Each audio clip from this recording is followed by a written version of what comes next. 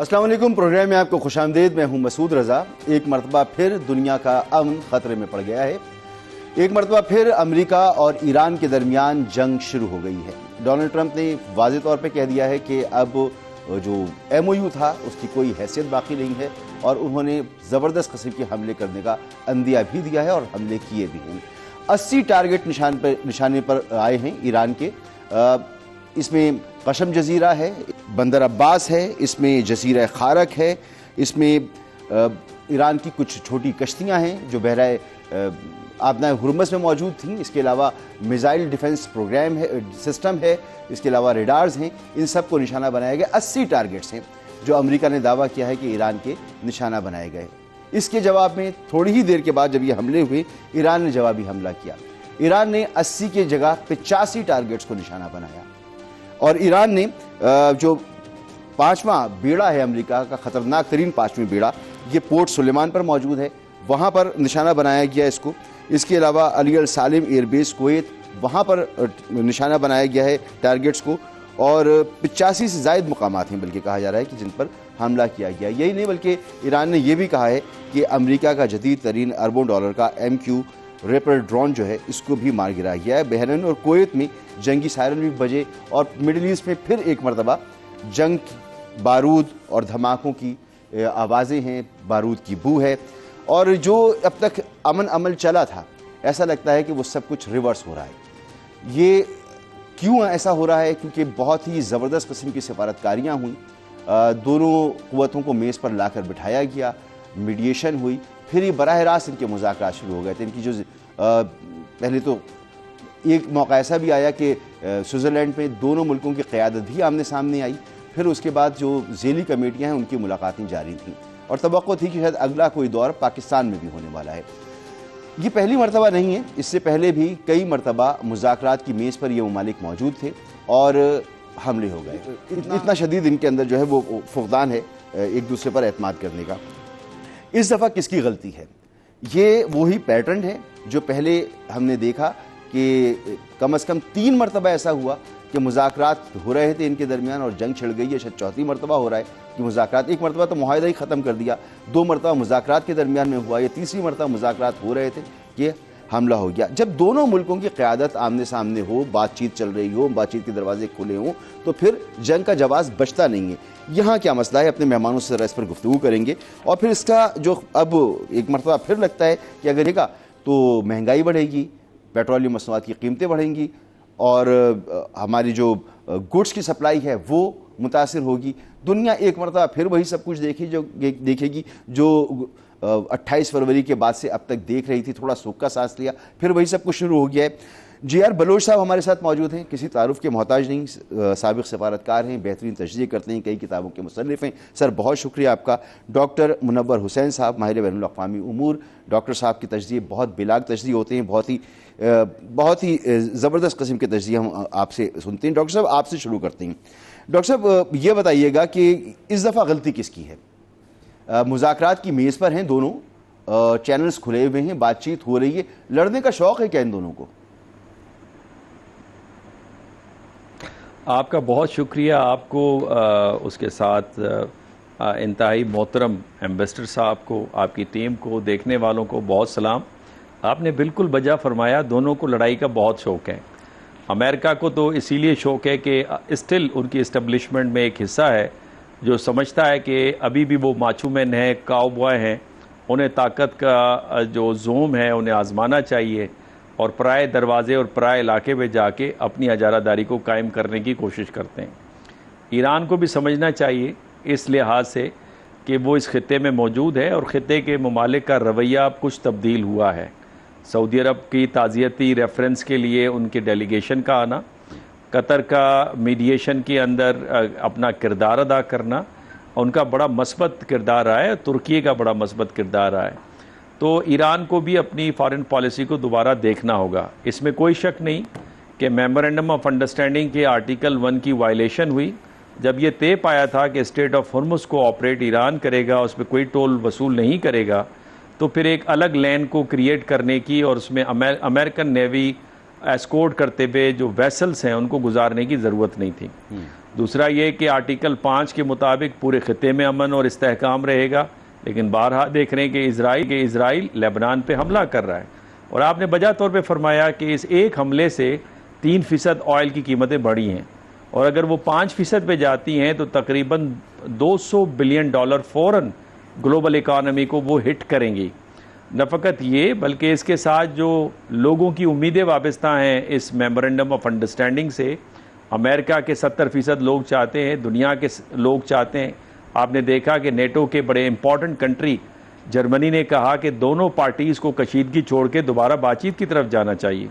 और यही वजह है कि प्रेसिडेंट ट्रंप ने जो पहला बयान दिया कि अब इस मुआहदे में मैं दिलचस्पी नहीं रखता, और उसके कुछ देर के बाद उन्होंने कहा कि नहीं, अगर मुसाइलिन चाहते हैं तो दोबारा बातचीत के अंदर हम दाखिल हो सकते हैं, तो उन्होंने अपने बातचीत को तब्दील किया। अलबत्ता इसमें एक बड़ी इंपॉर्टेंट डेवलपमेंट है, लास्ट पॉइंट, ताकि फिर एम्बेसडर साहब से कुछ सुन सकें और सीख सकें, वो ये कि अगले हफ्ते नेतन्याहू जा रहा है अमेरिका, और लिक्विड पार्टी इस वक्त अंडर प्रेशर है, बिकॉज वहाँ पे इजराइल में 70% लोग नेतन्याहू से तंग बैठे हैं। लिक्विड पार्टी भी लोग इस वक्त तंग बैठे हैं नेतन्याहू से।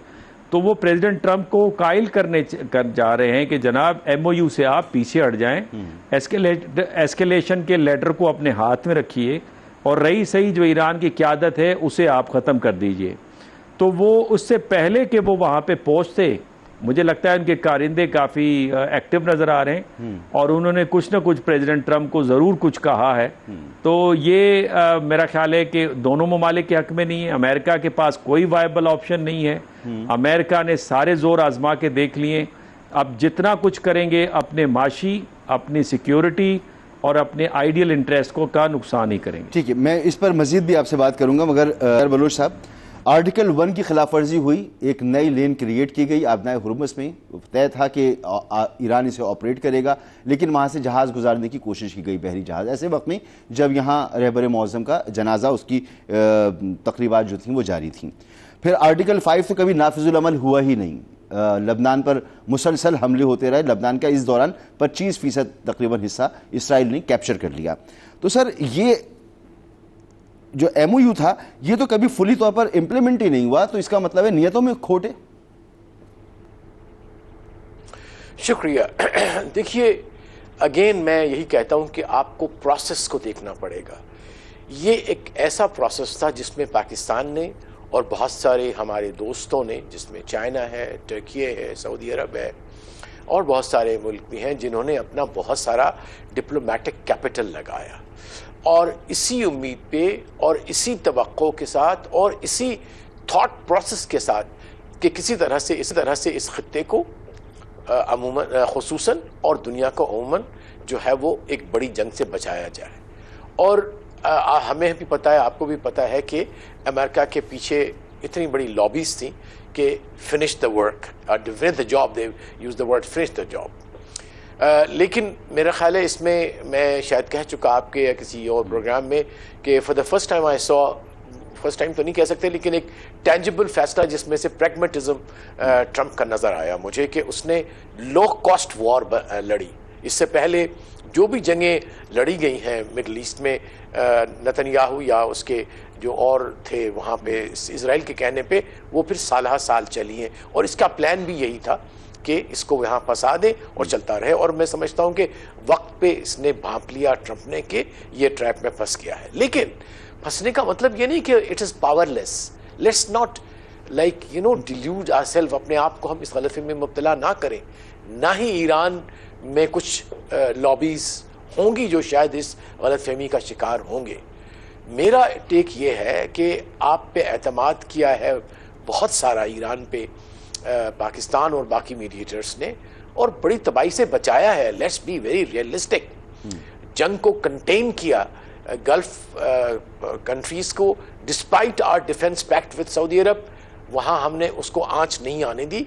और वहां से तो देखिए, इसमें मैं समझता हूं कि इस दफा हमें कहीं और जगह से देखना होगा, सोचना होगा। सिर्फ कॉन्स्पिरेसी थियरीज की दूरबीन से देखेंगे तो हमारी डिस्टॉर्शन। सर, ये तो बहुत सामने की बात है ना। देखिए, ये आर्टिकल 1 यानी आबनाए हुर्मुज़ को ऑपरेट करना है ईरान को, उसने एक रास्ता बनाया हुआ है। जी हाँ। आप मुज़ाकरात के दौरान जब इसमें बातचीत हो रही है और ये अंडरस्टैंडिंग है कि जब तक बातचीत होगी ये रास्ता खुला रहेगा उन्हीं टर्म्स एंड कंडीशंस पर जिस पर आप एग्री कर चुकी हैं, उस पर कोई नई लाइन नहीं है, फिर आप इधर एक करते हैं और आर्टिकल 5 देखिए तो सर ये इस पर अमल दरामद होता ही नहीं है।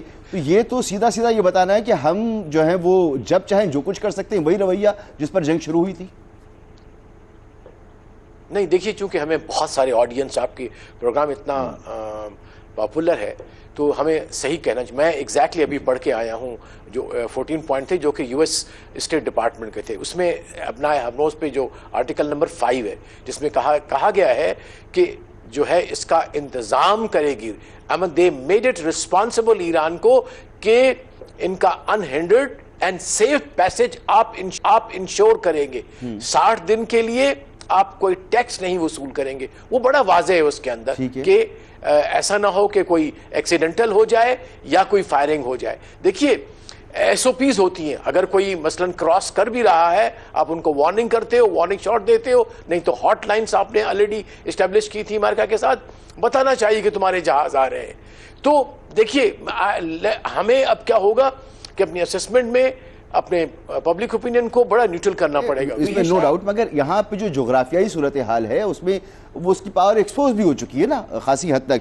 तो air marshal retired Ejaz Mahmood साहब, सर आपका भी बहुत बहुत शुक्रिया कि अब एक तरफ से एक नई लाइन क्रिएट की जाती है, 4 जहाज गुजारने की कोशिश की जाती है, ईरान हॉटलाइन पर फर्ज करने नहीं आता, उसने वार्निंग जारी नहीं की, उसने हमला कर दिया, लेकिन उसके जवाब में भी कोई हॉटलाइन क्रिएट नहीं की जाती, कोई बात नहीं की जाती। 80 से ज़ायद जगहों पर हमला कर दिया था और सारी फौजी तंसीबात हैं। तो सर ये मामला तो एक मिसट्रस्ट तो अपनी जगह है ही, लेकिन ये लगता है कि जैसे मुज़ाकरात में संजीदगी नहीं है फरीकैन की। मेरे ख्याल में संजीदगी तो है, इसीलिए मुज़ाकरात जो हैं वो अभी तक डिसकंटिन्यू नहीं हुए या सीज फायर ख़त्म नहीं हुई, वायलेशंस हो रही हैं और इस तरह की एनवायरनमेंट में आगे बढ़ने से पहले जरा ये समझा देना फिर डोनाल्ड ट्रंप का ये कहना कि मेरे नजदीक ये मुआहदा खत्म हो चुका, तो फिर इसका क्या मतलब है? देखिए डोनाल्ड ट्रंप साहब जो हैं उनके जो मीडिया के बयानात हैं या सोशल मीडिया पे वो जो ट्वीट्स करते हैं वो उसमें कोई कंसिस्टेंसी नहीं है। उनका तो ये पैटर्न है कि वो घंटों में उनका बयान बदल जाता है। तो मेरा ख्याल है कि उसके ऊपर तो कोई एक कैंडिड एनालिसिस या ओपिनियन देना कोई ग्राउंड्स होल्ड नहीं करेगा। लेकिन मेरे ख्याल में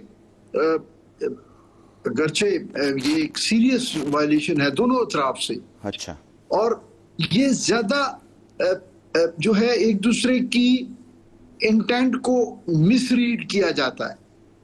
और जैसे अभी एम्बेसडर बलोच साहब फरमा रहे थे, इसके लिए हमें कुछ सेफ्टी मैकेनिज्म जो है वहां प्लेस करने की जरूरत है। मतलब हमसे मुराद ये है कि तमाम स्टेक होल्डर्स जो इस मुआहिदे को आगे लेके चलना चाहते हैं, जब तक इफेक्टिव कम्युनिकेशन नहीं होगी, आप अपने टेम्परेचर्स हाई रखेंगे तो वो थ्रेशोल्ड्स इतने जो है ना सेंसिटिव हो जाते हैं फिर ऐसे मामलात में।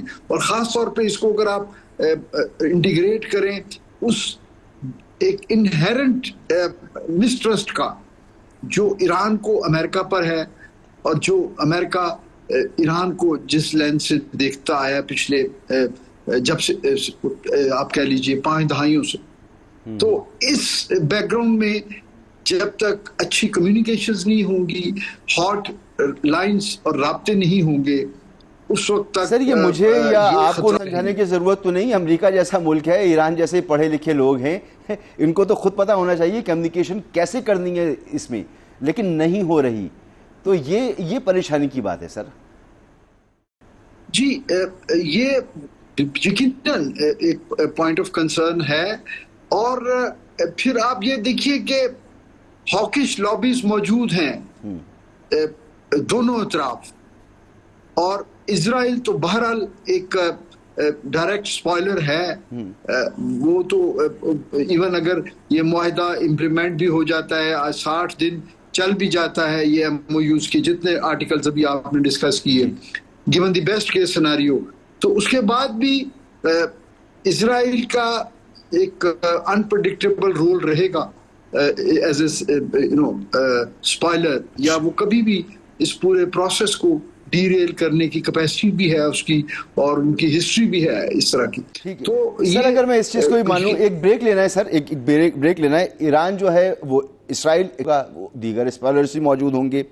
डोनाल्ड ट्रंप जो है उनकी बातों को चले हम अहमियत ना दें, मगर क्यों ना दें, जब वो चीन से बात करते हैं, जब वो शी जिनपिंग से बात करते हैं, वो तो बड़े संभल के बात करते हैं। वहाँ तो उनकी हिम्मत नहीं होती इस तरह की मस्ती मजाक वाले, माफ़ कीजिएगा, ट्वीट्स करने की, या वो कभी कुछ कहें और कभी कुछ कहें। लेकिन यहाँ पर वो नॉन सीरियसनेस का मुजाहरा करते हैं। तो सवाल तो उठेगा कि जब इतना अहम मामला है सारी दुनिया के लिए, तो इनके लिए इंपॉर्टेंट क्यों नहीं है। ठीक है, ईरान पर भी सवाल उठता है, लेकिन यहाँ तो नज़र आ रहा है कि मामला कहाँ से शुरू हुआ है। तो एक ब्रेक के बाद ज़रा इसको मज़ीद इस पर बात करते हैं।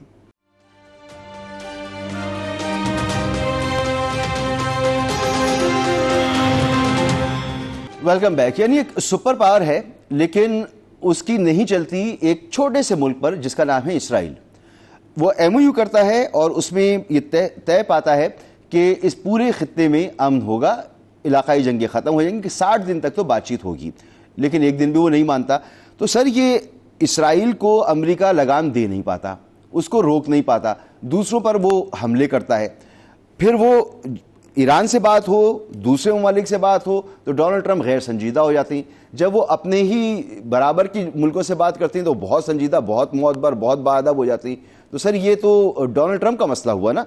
GR बलोच साहब। देखिए, मैं उस तरफ नहीं जाऊंगा। मैं आपकी बहुत माजरत के साथ मैं अब देख रहा हूं कि पाकिस्तान के लिए क्या बेहतर है, क्योंकि इतना सारा डिप्लोमेटिक एसेट इन्वेस्ट करने के बाद अगर चाहे वो गैर संजीदगी है या मिसकैलकुलेशन है या सरेदस्त गुरूर है, किसी तरफ भी, कि हम तो अब जंग हार चुके या हम जंग जीत चुके, मेरी नज़र में अब पाकिस्तान का इंटरेस्ट कहाँ पे है। I think let me draw the line as a citizen of Pakistan. JCC और उसकी सिक्योरिटी और उसका इकोनॉमिक सिस्टम हमारे लिए वाइटल इंटरेस्ट है। हमारा डिफेंस पैक्ट है विद सऊदी अरब जो कि JCC का मेंबर है। लिहाजा I am sorry, I have to say it as a Pakistani, we if it comes to now somebody, इसमें टाइम लग जाएगा कौन रिस्पॉन्सिबल है कौन रिस्पॉन्सिबल नहीं है। We have done our bit, now my interest is कि JCC की security in a way is combined with our security. अब इसकी इजाजत नहीं दी जाएगी कि JCC को एज ए बेट इस्तेमाल किया जाए या as a whipping boy. Sir हमारा मुआहदा सऊदीया के साथ है, बिल्कुल नहीं होगी। UAE पर अगर होता है, और UAE का जो रवैया है, सऊदी अरब तो पूरा सऊदी तो पूरा है, दिल है पूरी JCC का, वहां तो आप डिटैच नहीं कर सकते। मैं समझना चाह रहा हूं कि ये सऊदी अरब से मुआहदा हम इन 8 JCC तो बाकी क्या बच जाता है। मसूद साहब देखिए, मैं बात स्ट्रेटेजिक कर रहा हूं कि अब हालात यहां तक पहुंचे हैं कि अब अगर मिसकैलकुलेशन जहां कहीं भी है या वहां अपने वो जो सेंटर्स ऑफ पावर है वहां वो उसको कंट्रोल नहीं पा रहे ईरान वाले, या अमेरिका जो है वो इजराइल को कंट्रोल नहीं कर पा रही। लेकिन अब मेरा इंटरेस्ट यह है कि इस रीजन को हमने उस तरफ खड़ा होना है जो कि इस रीजन की सिक्योरिटी, सलामती और उसके इकोनॉमिक सिस्टम को प्रोटेक्ट करता है। That is my perception as a very humble citizen of Pakistan. I think there is no other way we can protect our interests or define our interests in this crisis, which seems to me not getting under control. Sir पाकिस्तानियों के लिए बहुत अहम नुकता आपने उठाया है। तो doctor Munawwar Hussain साहब, पाकिस्तान का ये अब इंटरेस्ट है, पाकिस्तान के वो नॉन पार्टीजन अगर मजीद एस्केलेशन होती है तो बरकरार रखना जो है नामुमकिन हो जाएगा पाकिस्तान के लिए। देखिए, सवाल ये पैदा होता है कि अगर अमेरिकन बेसिस चाहे वो बहरीन में है या कुवैत में है, उनके ऊपर अगर हमला होता है तो क्या ये सऊदी अरब के ऊपर हमला करार दिया जाएगा? मिसाल के तौर पे अगर किसी मुल्क की बेसिस से पाकिस्तान पे हमला होता है और पाकिस्तान रिटेलिएट करता है तो कोई तीसरा मुल्क, इसका मतलब है मैं किसी तीसरे मुल्क के ऊपर हम हमला कर रहे हैं। तो मेरा ख्याल है कि एक तो ये चीज़ है। दूसरी चीज़ ये है कि सऊदी अरब के साथ हमारे स्ट्रेटेजिक टाइज़ हैं और हमारे इकनॉमिक इंटरेस्ट हैं जीसीसी ममालिक के साथ, बिल्कुल दुरुस्त है। 1.4 बिलियन पाकिस्तानीज़ वहाँ पे काम करते हैं। लेकिन जहाँ तक आपकी सिक्योरिटी इंटरेस्ट का ताल्लुक है, वो तो ईरान के बॉर्डर के साथ जुड़ा हुआ है। अगर कल को ईरान के डिस्टेबलाइजेशन आती है, रिजीम चेंज होती है, तो उसका जो ट्रिकल डाउन इफेक्ट है या स्पिल ओवर इफेक्ट है, वो तो आपको भी बियर करना पड़ेगा। ये तो कॉमन अंडरस्टैंडिंग है। और तीसरी बात मैं ये कहूँगा कि इजराइल अपनी जगह पे स्पाइलर है, no doubt. Black suits White House को चलाते हैं, प्यूटन साहब का यही कहना है, जो बाइडन की वाइफ का यही कहना है अपने मेमोयर के अंदर कि 2024 में जब नेतन्याहू आ रहा था तो बाइडन साहब को उन्होंने कहा कि जनाब आप एक तकड़े मुल्क के प्रेसिडेंट हैं, आप इनके सामने खड़े हो जाएं, लेकिन वो फिर भी नहीं खड़े हुए। तो उनका इन्फ्लुएंस है। लेकिन मेरा सवाल ये है कि क्रिश्चियन ज़ायनिज़्म ने फिर क्यों वजूद दिया इस ज्यू ज़ायनिज़्म को, जो अब उन्हीं को कंट्रोल कर रही है।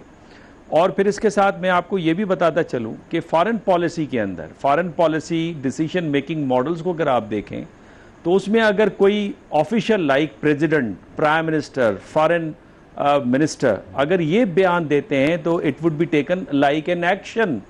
हिटलर ने कहा था we are in a state of war against America during the Second World War, गया नहीं था, लेकिन अमेरिकन ने कहा ये स्टेट ऑफ वॉर है, they are in the state of war, ये काजिस बेली है, we have to go in a war against the Hitler.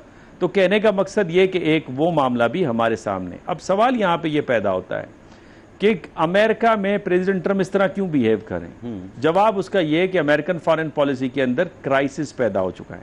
जितने फिल्टर्स थे व्हाइट हाउस के अंदर उनको प्रेसिडेंट ट्रंप ने हटा के बाहर फेंक दिया है। अपनी पर्सनल इंस्टिंक्ट को लेके वो सामने आ गए। अब इसमें कोई डाउट नहीं कि डायलेमा के शिकार है, आगे आग पीछे पानी। आगे अगर वो मुकम्मल इजराइल के खिलाफ जाते हैं तो चार्ली क्रिक का नमूना हमारे सामने है, और अगर वो मुकम्मल तौर पे इजराइल के हक में चले जाते हैं तो फिर मागा कॉन्स्टिट्यूएंसी और 70% अमेरिकन लोग जो अमेरिका को ग्रेट बनाने के ख्वाब देख रहे हैं और चाहते हैं कि अमेरिका आप फर्स्ट रखें, इत्तेहादिया आपके साथ नहीं खड़े, आपकी 100% से ज्यादा जीडीपी अंडर डेट आपकी नजर आ रही है। तो कहने का मकसद ये कि, और फिर देखें बात बड़ी अजीब है कि अगर मैं किसी के घर पे जाके हमला कर दूं और उसके बाद एक सुलह कराने के लिए कुछ लोग आ जाएं और उसके बाद फिर उसी का रास्ते पे अपनी इजारा दायर को कायम करूं और फिर वो अगर मना करे या कोई वार्निंग शॉट दे तो उसके बाद कहूं कि जी इसने वायलेशन कर दी है, ये बड़ा अजीब है जी।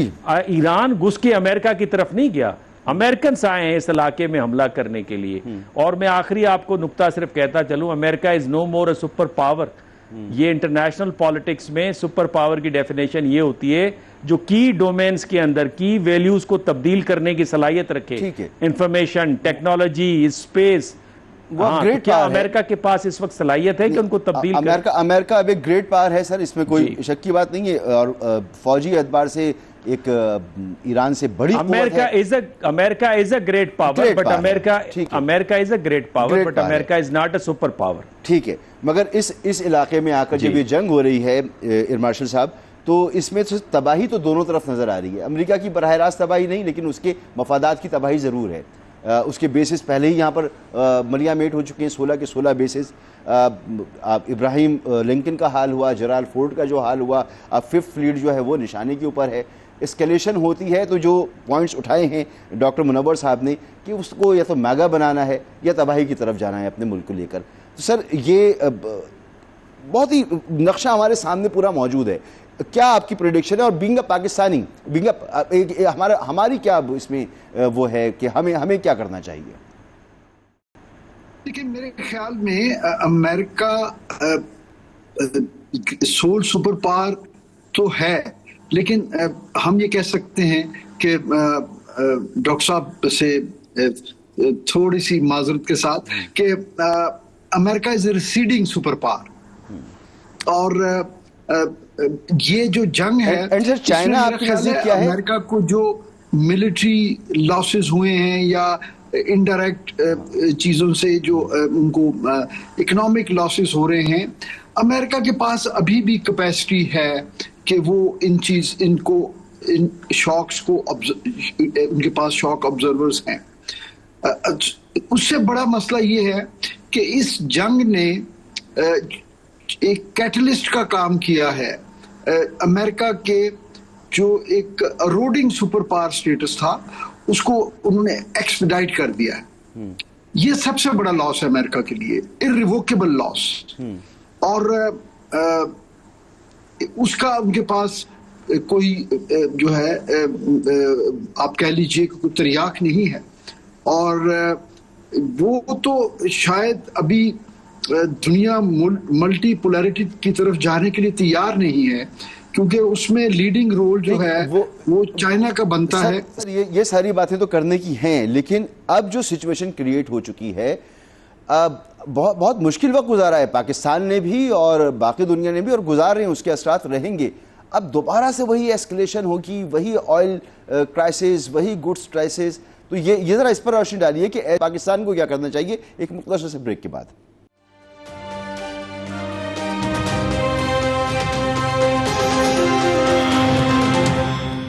Welcome back. दोनों मुल्कों के दरमियान एक ना ख़त्म होने वाला सिलसिला शुरू हो गया है, कभी मुज़ाकरात और कभी जंग। तीनों मेहमानों से मैं चाहूँगा कि एक एक मिनट में अपना फाइनल मुझे बताएं कि सबसे पहले एयर मार्शल साहब, क्या पाकिस्तान का अब इसमें लाहेअमल होना चाहिए? कर ली मीडिएशन जितनी करनी थी, और भी हम कोशिश करके देख लेंगे, लेकिन हमारा तो नुकसान हो रहा है। हम दहशतगर्दी से भी लड़ रहे हैं, महंगाई से भी लड़ रहे हैं, तो हमें तो कहीं से कोई मदद नहीं है। कोशिश कर रहे हैं कि बस जंग रुक जाए इस खत्ते में, और वो ये रुकने को तैयार नहीं है दोनों मुल्क। पाकिस्तान के लिए मुमकिन था, पाकिस्तान ने किया, और आइंदा भी पाकिस्तान अपने कोर नेशनल इंटरेस्ट को देखते हुए जो बेहतर कर सकता है वो जरूर करेगा। लेकिन हमें इस चीज को बिल्कुल जो है ज़हन नशीन रखना चाहिए कि पाकिस्तान दोनों साइड्स को परसुएड करने की कोशिश कर सकता है। पाकिस्तान ऐसी पोजीशन में नहीं है कि वो दोनों में से किसी फ्रीक पर भी प्रवेल कर सके या इस कदर इन्फ्लुएंस कर सके कि वो आप कह लीजिए कि पाकिस्तान जो है जो TORs तय नहीं कर सकता। पाकिस्तान मुसालहत करा सकता है, मुसालहत कराने की कोशिश कर सकता है, लेकिन अल्टीमेटली इन तमाम कोशिशों के बावजूद जो टेम्परेचर्स को लो रखने की जाती रही हैं और जो कामयाब भी रही हैं, अल्टीमेट रिस्पॉन्सिबिलिटी जो है और वो इन दोनों जो है फ्री कैन पे। ठीक है जी। जहर बलोच साहब, पाकिस्तान जो है वो फरीक भी नहीं बन सकता, उसके सऊदी अरब से मुआहदे भी हैं, उसके मिडिल ईस्ट में उसके फाइनेंशियल स्टेक्स भी मौजूद हैं, ठीक है मान लिया, लेकिन ये भी पाकिस्तान के लिए वायबल नहीं है ना कि वो इस जंग का हिस्सा बन जाए। पाकिस्तान अलग रहे, अब जो इन्होंने करना है वो करते रहें, ये होगा अब? जी नहीं, पाकिस्तान का बड़ा मौक़िफ़ वाज़ेह होना चाहिए और है कि now the security of Saudi Arabia, the security of JCC is our interest, security interest है। हम उसको सिर्फ इस वजह से नहीं कॉम्प्रोमाइज़ करेंगे कि हमने बहुत अच्छा मीडिएटर बनना है। If it comes to that we should give up the mediation and protect and commitment जो हमारी है सऊदी के साथ, वहां खड़े हो जाए। तो सर जब आप GCC की बात करते हैं तो इसमें UAE भी शामिल है और UAE का किरदार भी हमारे सामने मौजूद है। शामिल होना चाहिए, डजंट मैटर, कोई फर्क नहीं पड़ता, कोई फर्क नहीं पड़ता। JCC को हम तो हम अपने आप को इसराइल से कैसे दूर रखेंगे सर? प्रोटेक्ट करें। हम अपने आप को इसराइल से कैसे दूर रखेंगे? इसराइल के साथ निपट लेंगे, इसराइल से भी निपट लेंगे, यानी इसराइल के दोस्त बनकर। नहीं, हम अपनी जगह पे रहेंगे जहां पे हैं, लेकिन हम अपनी कमिटमेंट जो सऊदी अरब के साथ JCC के साथ है उसको हम पूरा करेंगे। और मीडिएशन बनने के ताज अगर मैं नहीं उतारना पड़ता है तो हम उतार देंगे। डॉक्टर साहब, आप कितना इत्तेफाक करेंगे इस बात से? सऊदीया के साथ तो हमारा पैक्ट है, लेकिन JCC के साथ भी, तो पाकिस्तान का अब क्या करना क्या है पाकिस्तान ने आगे? देखें, जो आर्टिकल 40 है पाकिस्तान के कॉन्स्टिट्यूशन का, उसके अंदर ये वाज़ेह तौर पे लिखा है कि जो मुस्लिम ममालिक है उनके साथ आपने कोऑर्डियल कोऑपरेटिव रिलेशनशिप रखना है, उनको असिस्ट करना है। डीकॉलोनाइजेशन के अंदर भी हमने उनको असिस्ट किया, अलजायर उसकी मिसाल है। हमें ये नहीं कि GCC है, ये ईरान है और आप सवाए चंद मुल्कों के बाकी पे ट्रस्ट भी नहीं कर सकते। जो बलूचिस्तान के अंदर खेल हो रहा है, आपने खुद तस्करा कर दिया, मैं क्या नाम लूँ।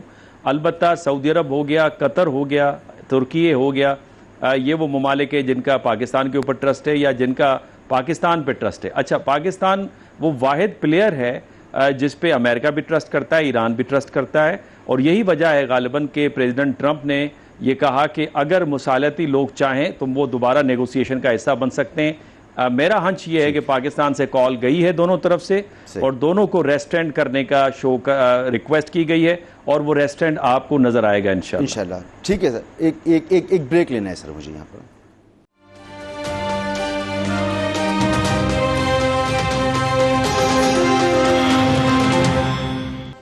Welcome back.